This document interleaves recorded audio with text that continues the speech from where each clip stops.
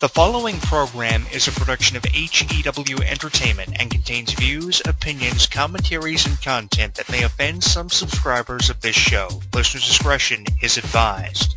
It's that time once again for HEW Entertainment Radio. And that's all I got to say about that. Hosted by Jonathan Clarke. You beat the man! You gotta beat the man!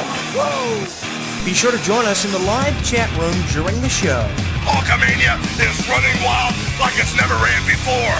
Call us on one of our request lines. If you live in the United States, call us at 1-641-985-7800, box number 3729288. If you're from Canada and would like to call us from 1-647-724-4194, box number 3729288. Long distance charges may apply in some areas. I've been the World Heavyweight Champion 10 times. Or you can always drop us a line at MySpace, myspace.com/HEW Entertainment. And you will rest in peace. Emailing us works for you too. Email us hewwrestling@hotmail.com. I am a wrestling god. JBL.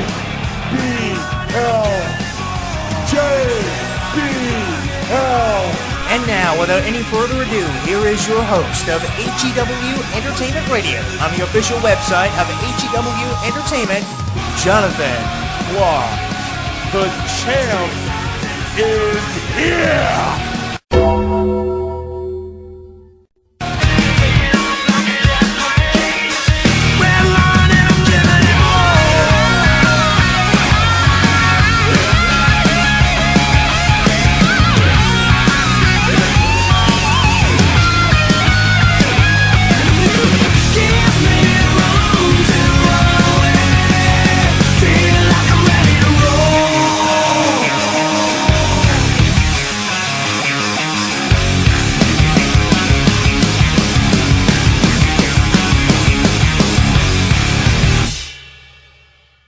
Streaming live on YouTube, Twitter, and Facebook. HEW Entertainment Radio is inviting you to comment on our video blogs, join the conversation, and like us.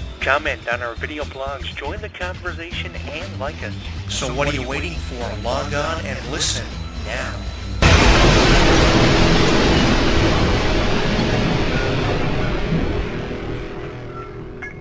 Don't miss out on any of the action. Download our app on the App Store, Google Play, and the official website of HEW Entertainment. Once you download and install it, you'll get caught up on news, YouTube videos, and more. Download it now.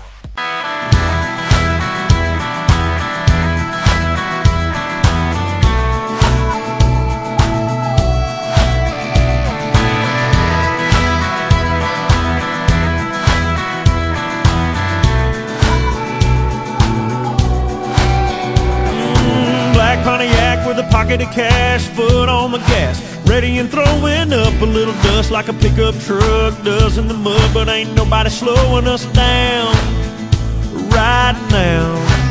She said, I need a little something with some get up and go, and nobody knows how to get me going quite like you do when you're doing the things that you do. Wanna give this sleepy podunk town something to talk about.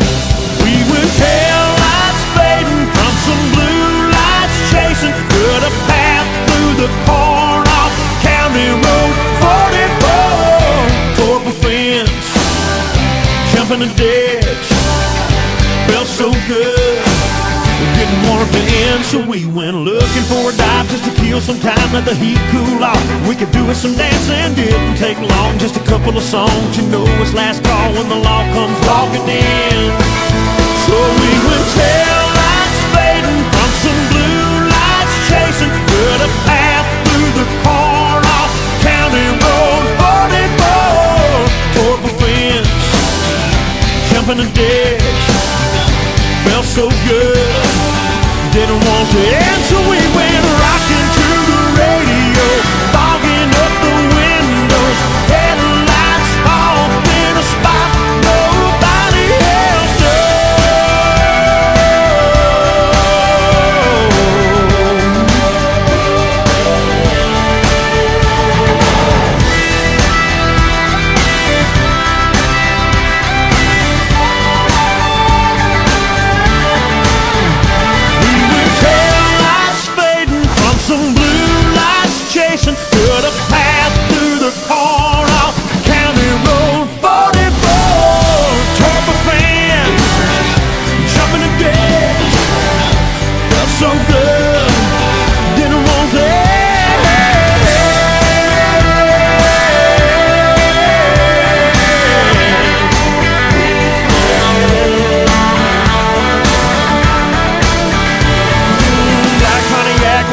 plenty cash, foot on the gas, ready and throwing up a little dust like a pickup truck does in the mud, but ain't nobody slowing us down right now.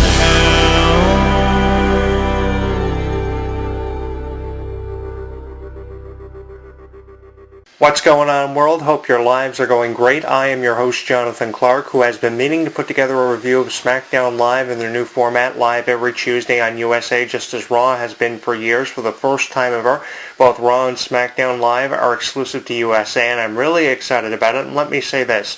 I know there are thousands of people out there who put together these write-ups, these shows on YouTube with their thoughts of professional wrestling and the state of it.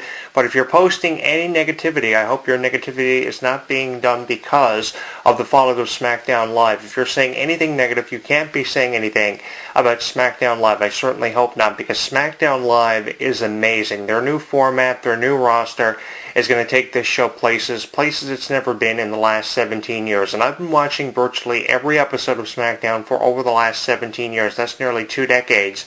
I've been watching SmackDown pretty close to 20 years, and I've never seen the SmackDown Live roster look this phenomenal. After every revolutionary process we have seen SmackDown go through, metamorphical process, the different formats of the show, this has to be the best. You have Daniel Bryan, an experienced wrestler, as the general manager. You have Shane McMahon as the commissioner. You have names like John Cena, Randy Orton, The Miz, Dean Ambrose, who's champion, making up the roster. I mean, everything is great about SmackDown, and you have more of a reason than you ever had before to watch SmackDown Live. Really excited to see where the storylines are going to go, and especially where we're going to go with the SmackDown Live Women's Division, which I recently finished up writing a column on just a couple of days ago, talking about Eva Marie, Naomi, Alexa Bliss, so many phenomenal women making their debuts recently in the fallout of the 2016 brand extension. Looking forward to finding out where we're going to go from here, from all aspects of SmackDown Live. Of course, you have Raw now Monday night. You have SmackDown the following night, less than 24 hours after Raw, which is considered their flagship show. Yeah,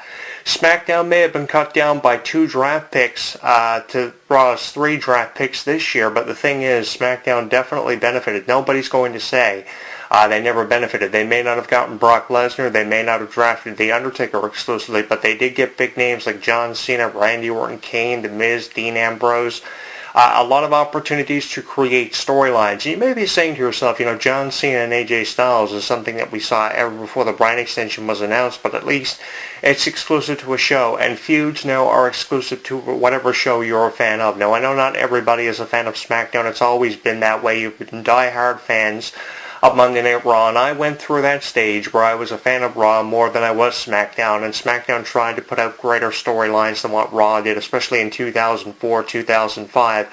If I ever was a fan of SmackDown, it was definitely from 2004 through 2006. For those 2 years that I was watching the original brand extension, I was a really big fan of SmackDown. For JBL being champion, Eddie Guerrero, Brock Lesnar being exclusive to the show. You had people coming in from Raw all the time, especially when events like WrestleMania and SummerSlam would be happening. You had a lot of interpromotional rivalries and feuds, and I'm hoping that we're going to get this out of the 2016 brand extension, which is happening for the first time in 14, 15 years. Randy Orton and Brock Lesnar is a sign of things to come. That's the first interpromotional contest that we're going to be offered, and it's the last time that Randy Orton and Brock Lesnar, the one and only time, the final time, if you would, that Randy Orton and Brock Lesnar are going to be in the same ring. Of course, Randy Orton's exclusive to SmackDown, Brock Lesnar's exclusive to Raw. They've been showing up all the time on their respective shows. It's awesome. I think their brand extension this year is going to go places, and especially when you're talking about SmackDown Live and the state of it.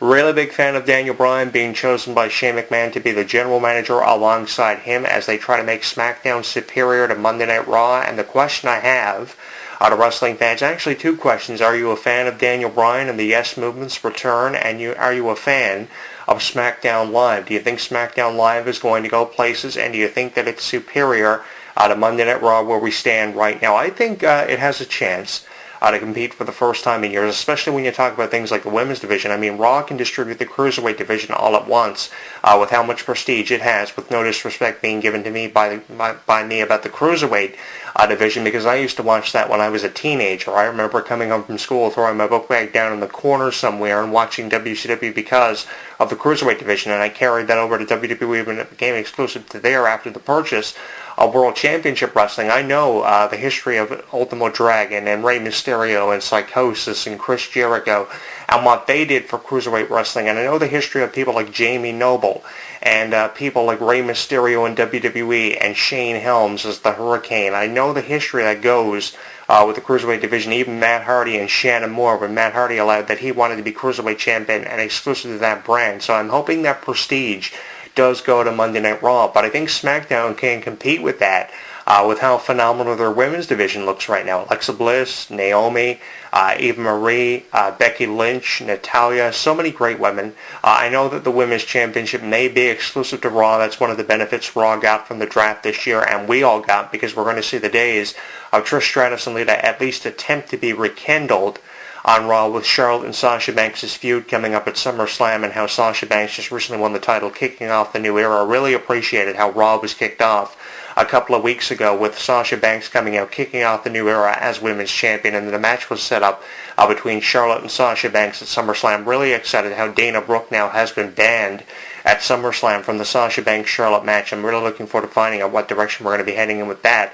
And I'm also going to be looking forward to finding out things of the direction of Total Divas in the fall. That's going to be awesome. A lot of looking at the wedding between Rusev and Lana, and how SmackDown Live's women's division is going to try to counteract that. Maybe they'll introduce the SmackDown Live Women's Universal Championship, trying to counteract what's happening with the Women's Championship and their division on Raw. There's a lot of ways it can go. And of course, John Cena, there's been a lot of conversation about him, how he's mainstream now, how you can't rely on him all the time. But I think we're going to see him always involved in some kind of feud. Maybe not for the championship.